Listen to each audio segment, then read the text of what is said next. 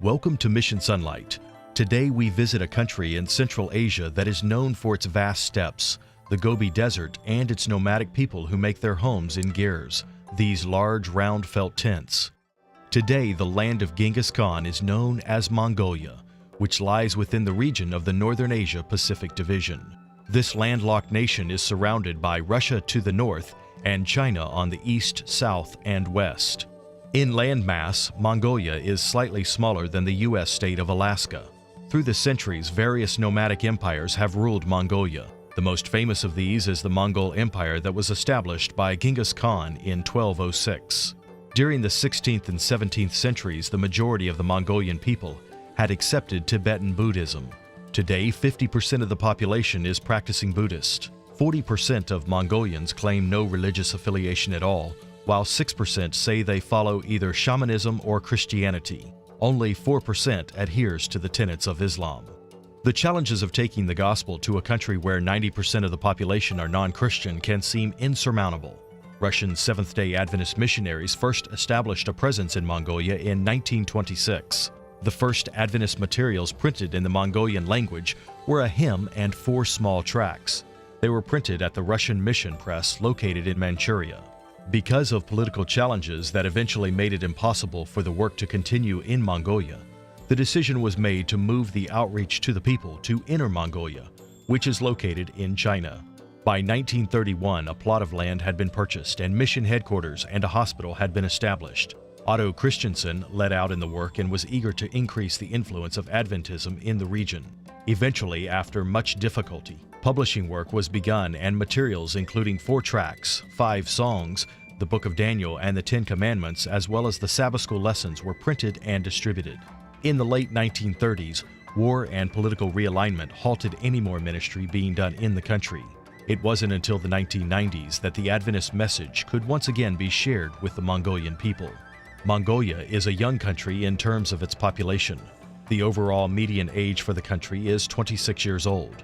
This impacts the local membership of the Adventist Church. The church membership here in Mongolia is 1,650, and between 70 and 80% of the membership is young people. And young people, of course, very enthusiastic, very zealous, but they also need quite a bit of training as well to direct their energies in a good way. As in the early days of the Adventist work here, missionaries are taking the good news of salvation throughout the country. There are many mission projects within Mongolia, especially for young people. We have full-time 1,000 missionaries, as well as part-time ones as well. We also have a His Hands mission program, and this is a program where our church members give 10 hours a month to be involved in direct mission activity. Many of these missionaries are new Christians themselves. They need further training that will enhance their work among their neighbors, family, and friends. A mission training center will help to make this kind of education possible. All of these activities mean that we need to train our young people so that they can be effective in their witnessing and in their mission activities. And so to do this, a mission training center will be very helpful. It'll be a place where our young people can go, they can have prayer, they can commune with God, and they can learn what they need to learn to be more effective. The other big benefit that we see from such a youth training center is retention. We have to unfortunately say that retention of our young people is difficult, and so if we ground them in God's Word, ground them in the church, we believe that this will be helpful for keeping them well beyond their youth years. The dream of a youth training center is coming to fruition after many prayers and hard work. Funding that will be made possible through this quarter's 13th Sabbath mission offering will help to erect the walls and complete the classrooms. Last year we looked around for suitable land for this youth training centre, and we have found it, and the sellers have now completed the paperwork that has been necessary in registering with the government, and we are looking to purchase it. And at the moment we are doing the contracts, and by the time you see this video the land will be ours. We'll be developing it. There's already some buildings, they're incomplete, and there are some materials that the sellers are going to be providing us to help to finish some of those buildings. But we see good potential in this property as it has fresh water from the ground. The electricity is already connected. The youth of the church are expectant as they look forward to the completion of the training center. We have no prior experience training youth. We wanted to train youth in Mongolia because there are a lot of youth here who believe in Jesus Christ, but there is no place to train them. So we thought it would be good to build a youth training center for Adventist youth. There are many temptations for the youth in Mongolia. Establishing a place where they can go and be exposed to positive influences will have a great impact.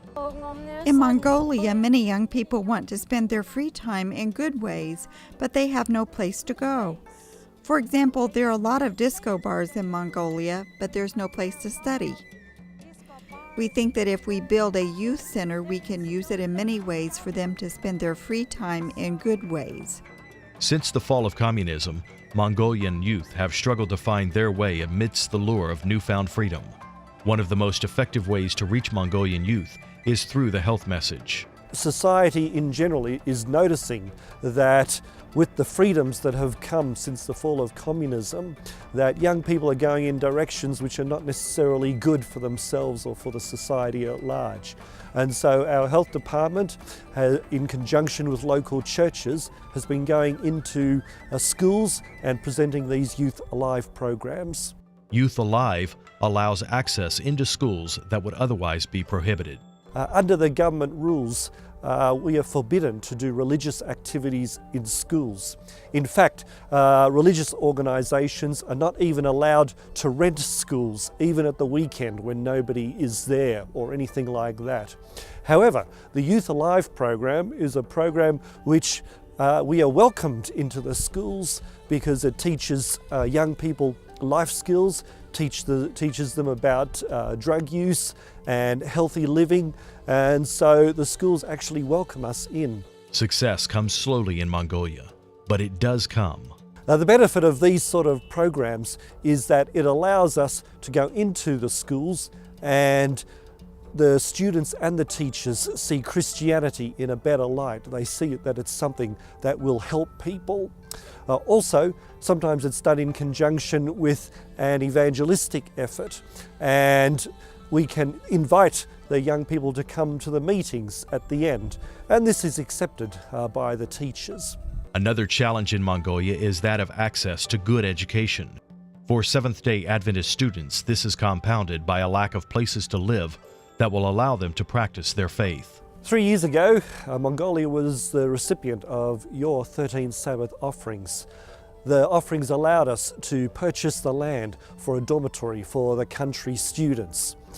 Unfortunately, we've had some delays in getting approval from the government to be able to build a dormitory, and we are evaluating our options to either continue to try to build there or perhaps sell the land, which is in an excellent location, and buying somewhere else, which might be a little bit easier for this project. Although the dormitory has not been constructed, the needs of student housing continue. I used to go to church in a different province called Duhangli Province.